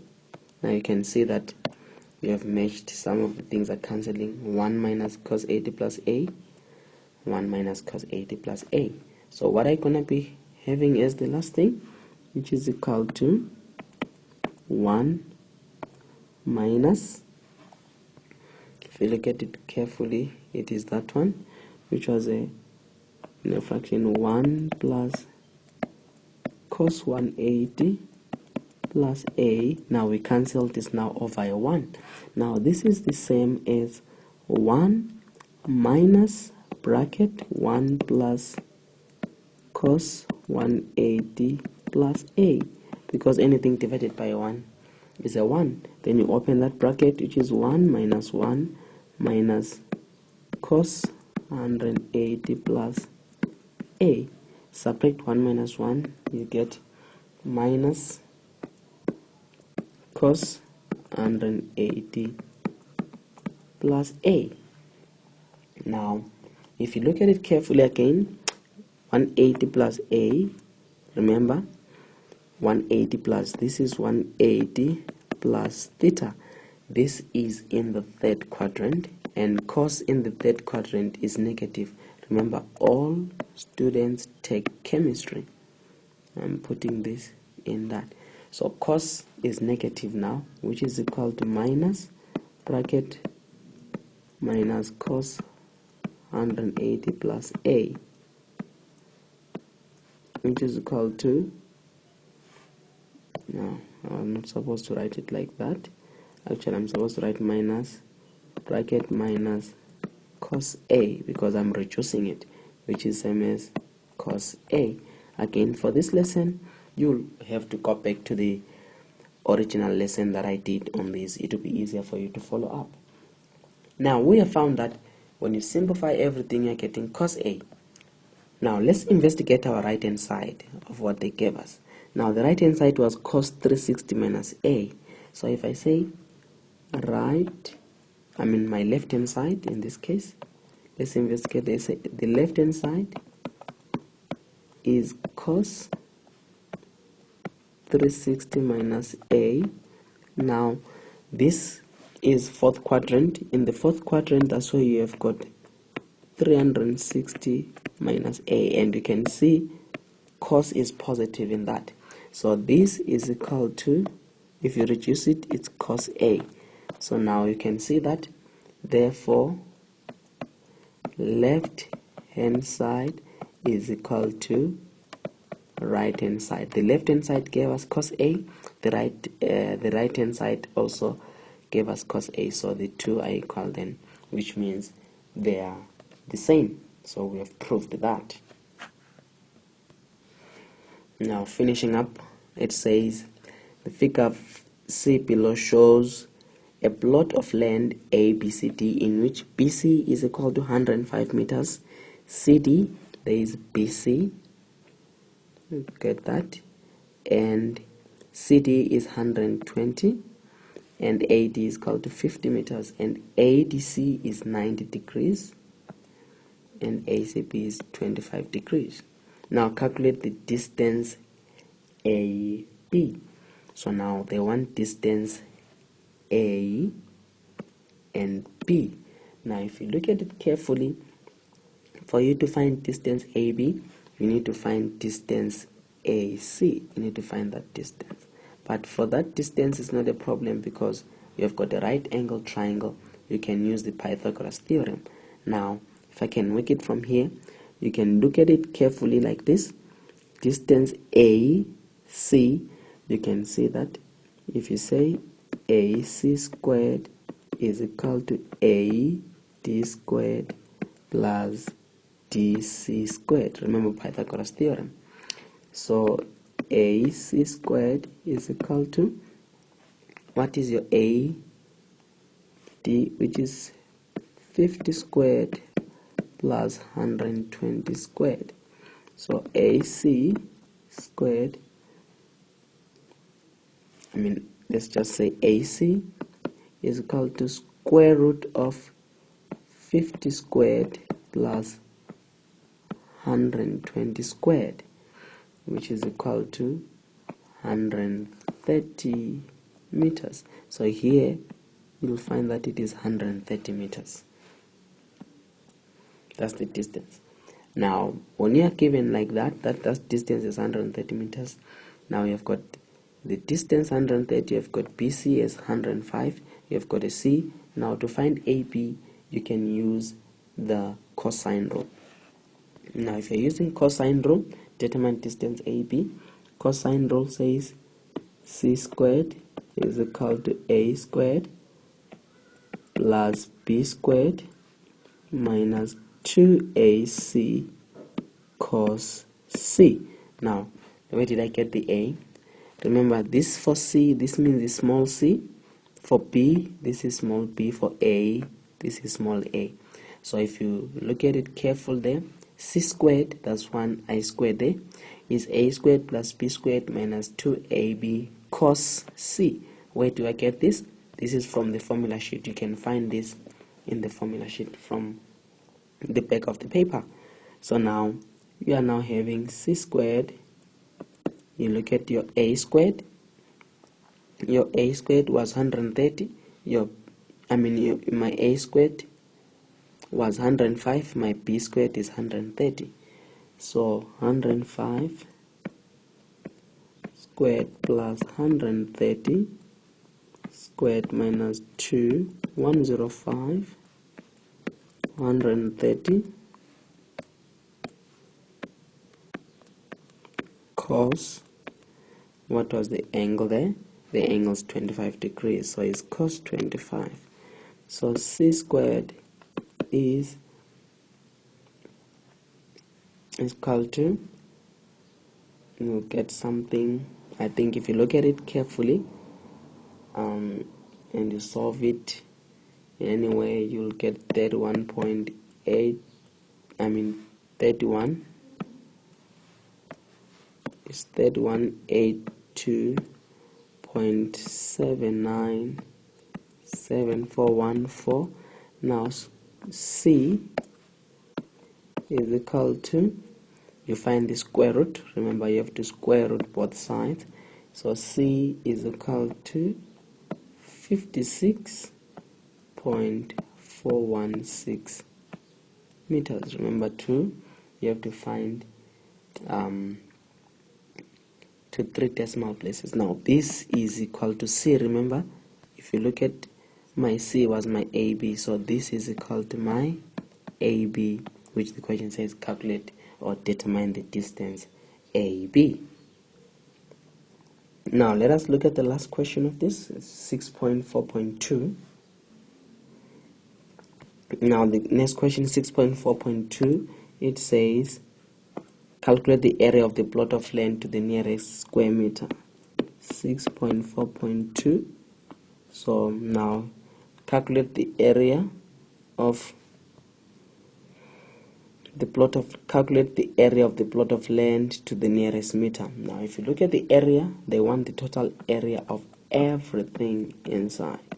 Now one thing though that you can't avoid is that you have got two shapes here.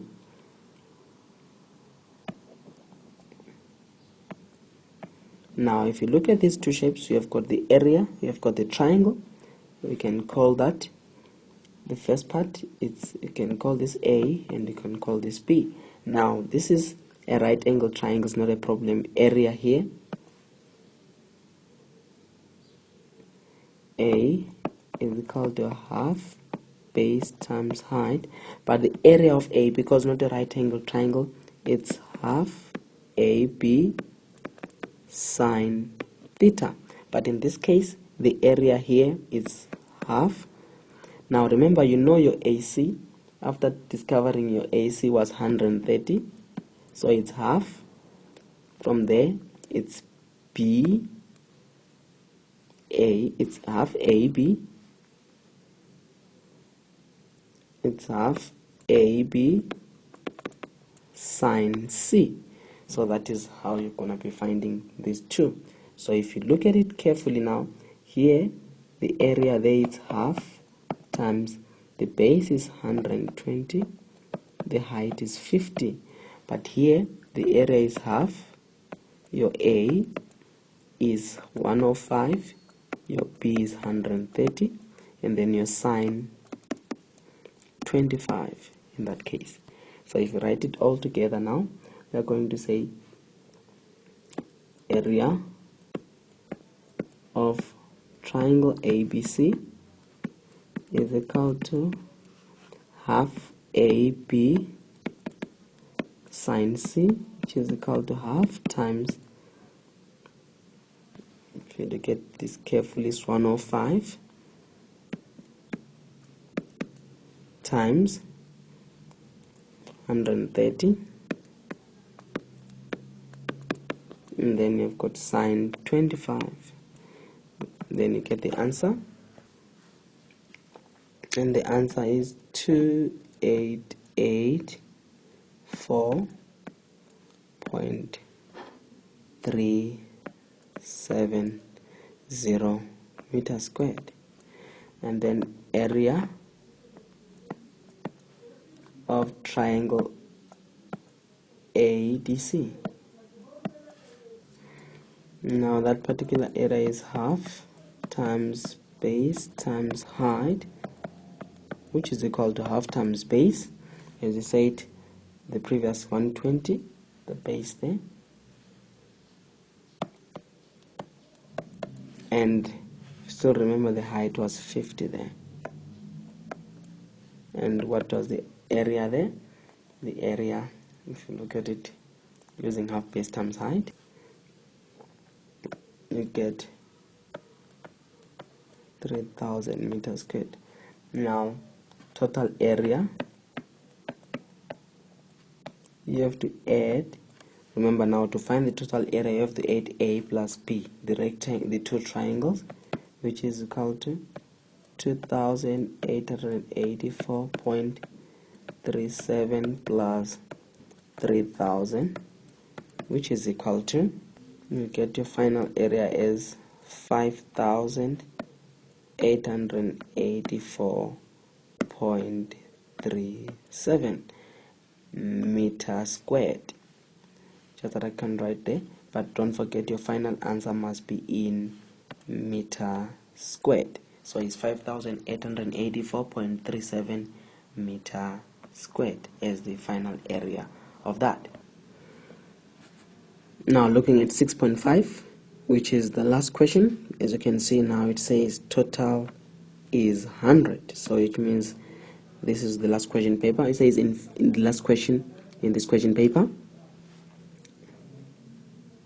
in figure D below contains the graphs of g of x, which is a sine x, and h of x is cos bx, for x is between is an element of 0 to 180 degrees. Now it says 6.5.1, what are the values of a and b respectively? This is just 1 mark each, whereby you don't need to calculate, but you have to read from the graph. Now if you look at a, that is the graph of g of x, this graph g of x,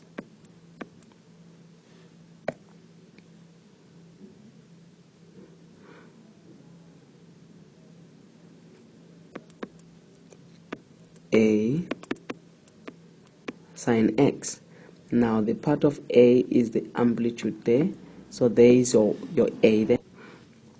So reading from the graph, this is 0.8,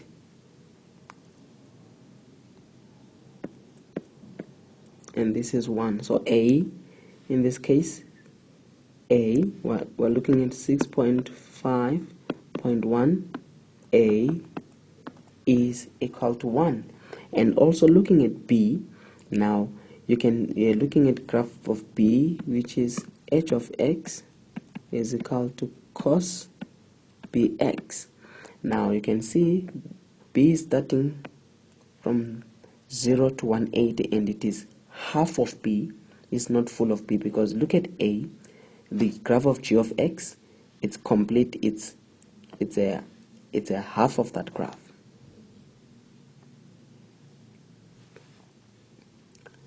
Now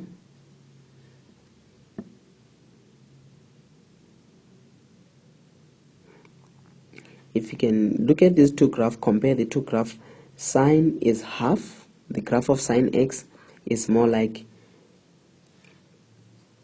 starts from 0 to 180, there is the first part, while in graph of h of x, it's a half of the graph of g of x. So what you are having there, it means b is equal to a half. You can read, you need to be careful to read these from the graph, so you have to get used to this graph, plotting the graphs. You can refer to the lesson, as I said previously done. You can also understand looking from the graph that a is a 1 and b is half of a, half of h of x. It's like what you have is h of x, which is, this graph is 1 over 2 of g of x, hence there is a half of b that somehow we have to look at.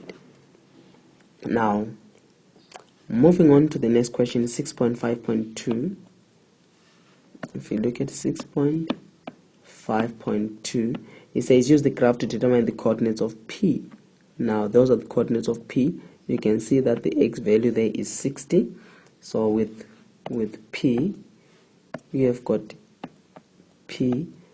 60 as the first value.